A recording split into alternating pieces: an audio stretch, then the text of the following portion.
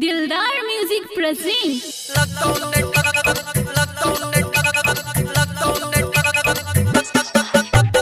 Music by DJ Umesh Shukipur Bazar.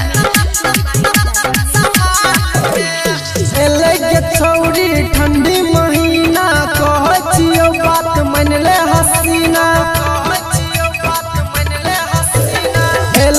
छौरी ठंडी महीना कहचियो बात मन ले हसीना लतौन ठंडी अब सामान में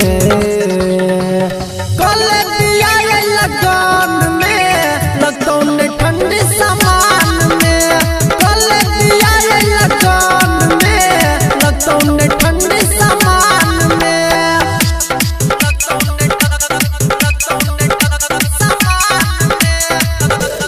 music by DJ Umesh Shukipur बाजार।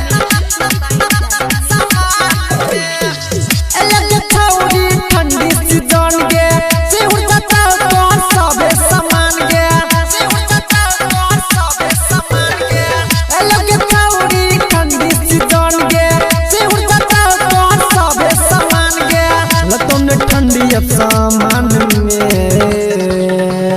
कल दिया लगन में लतौन ठंडी सामान में कल दिया लगन में लतौन ठंडी सामान में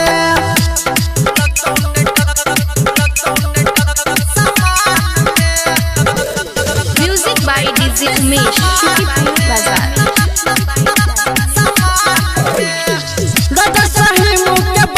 तू मन ले नहीं तो सिहोर जब तो सब सामान गया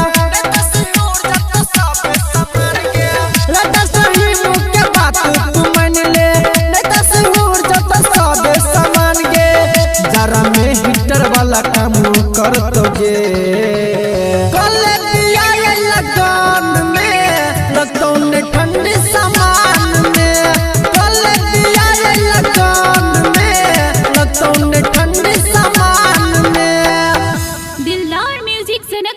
संपर्क नंबर 98 178 34 5 83।